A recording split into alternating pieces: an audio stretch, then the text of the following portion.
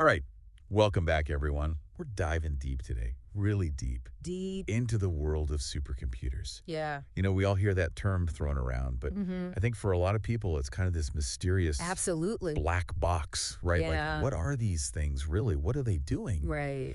And it turns out Mm. they're kind of running the world behind the scenes in a lot of ways. Oh, for sure.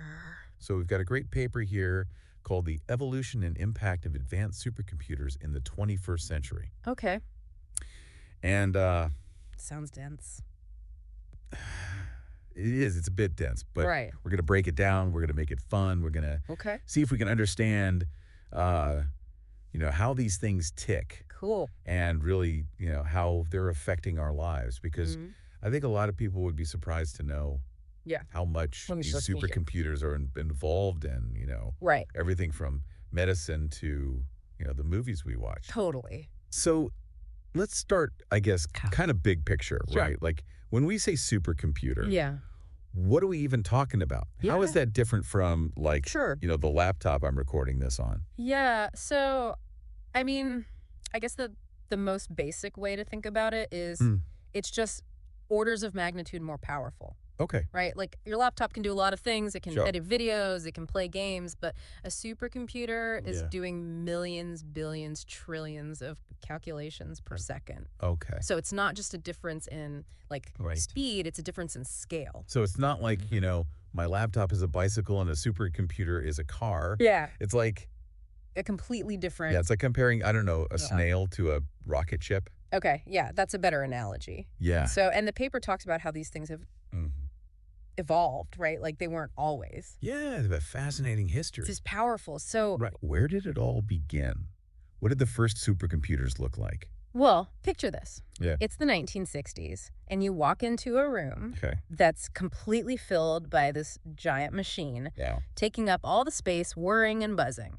Go. That's the CDC 6600, one of the very first supercomputers. So not exactly something you could fit in your backpack. No, not at all. And Well. even back then, it was revolutionary. Yep. It could do about 3 million instructions per second. That's probably more than my phone. Oh, absolutely. But, compared to today, that's Yeah, nothing. it's quaint. It's like Okay. the Model T of supercomputers. So how did we go from Yeah, room-sized behemoths to, right. whatever these things look like today? Right. So there were a few key advancements along the way. Okay. One was the development of vector processors. Vector processors, that sounds... It's a bit technical, but Mhm. essentially it allowed them to perform the same operation Wow. on multiple data points simultaneously. So it's like instead of doing one thing at a time, it could do Exactly. like a bunch of things at once. A whole bunch. And that was a huge leap forward, Right. especially for scientific calculations, Yeah. where you often have these huge data sets. Right. And Right. then, parallel processing came along. Parallel processing, is that? That's where you have multiple processors Right. working together on the same problem. So it's like Yeah. teamwork for computers. Exactly, like a team of really, really smart ants Okay. all working together to solve this complex problem. And that just led to, Yeah, exponential increases in... exactly. It's like going from a single lane road Okay. to a massive highway. So we've got these, vector processors, parallel processing, and then the paper starts talking about quantum computing, Right. which sounds like, That's where things get really interesting. yeah, it sounds like we're not just Yeah. adding more lanes to the highway. It's like, It's like we've invented teleportation. yeah, it's It's a whole different way of thinking about computing. So break it down for me. What is quantum computing? Traditional computers use bits, right? Which are like a 1 or a 0. Exactly. It's either on or off. Right. But quantum computers use qubits. Qubits. And these can be both 0 and 1 at the same time. Okay, wait, how is that? It's this weird quantum phenomenon Okay. called superposition. So it's like it can be Mhm. in two places at once. Kind of. It's not exactly like that. But Right, of course. it's a mind-bending concept. Quantum mechanics. Yeah. But essentially, it allows these quantum computers to Yeah. do calculations in ways that are, Yeah. traditional computers just can't even fathom. Exactly. It's like they're playing a different game entirely. And the paper mentions this example of Google's Sycamore quantum computer Oh, yeah. That was a landmark achievement. performing a calculation in 200 seconds. That would have taken a classical supercomputer 10,000 years. Yeah, think about that. That's insane. Is that even possible? It is, and that's just a glimpse of what quantum computing might be capable of. So we're talking about, like, Yep. solving problems that are currently impossible. Absolutely. Things like Give me an example. designing entirely new materials Oh. at the atomic level. Okay. To simulating complex biological systems. So, like, to develop new drugs, new therapies. Exactly. Things that would take classical computers Yeah. millions of years, potentially. So this is like game changer. Science fiction level stuff. It really is, and it's happening now. That's incredible. But even as we're talking about quantum computing, Mm-hmm. the paper also mentions this other term, exascale computing. Right. So What that's is that? it refers to a computer that can perform Okay. a quintillion calculations per second. A quintillion. That's like, That's a 1 with 18 zeros after it. I don't even know what that means.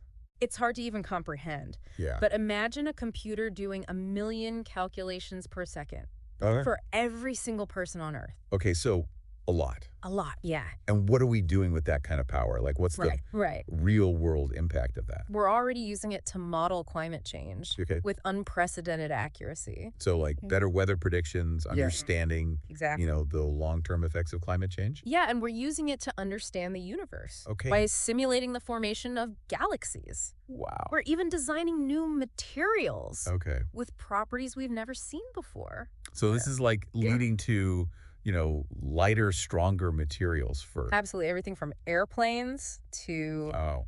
medical implants. So exascale computing It's is pushing the boundaries. really taking us into, like, uncharted territory in a lot of ways. Oh, absolutely. But then there's this other concept that the paper touches on, neuromorphic computing. And now this sounds like we're getting into. Now we're talking about computers that think like us. Okay, so explain that one to me. So neuromorphic computing is all about mimicking the human brain. Okay. Its structure and function. So instead of traditional processors, it has Yeah. what, like neurons and synapses? Exactly. It uses these interconnected neurons and synapses Okay. to process information in a very different way. What's the advantage of that? Well, for one, it's incredibly energy efficient. Okay. Our brains use a tiny amount of energy Right. compared to even the most efficient computers. And it's also, And it's really good at recognizing patterns. okay, so it's like it can learn and adapt. That's the goal. Yeah. Wow. Think about the potential there. Okay. Smarter robots that can navigate complex environments. Okay. Personalized medicine that adapts to your unique biology. So this is like really personalized healthcare. Absolutely. And even a deeper understanding of how our own brains work. So, like, helping us treat neurological disorders. Exactly. It's a whole new frontier.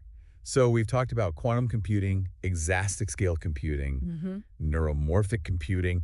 These are all these amazing Yeah. future-facing technologies. Yeah. But I think it's easy to forget that supercomputers aren't just Yeah. this abstract concept. They're already here They're actually being used right now, and around us. all sorts of fields. Absolutely. So give me some examples. Like, where are these supercomputers Okay. actually working today? In scientific research, they're being used to simulate atoms Okay. to map the human genome. Wow.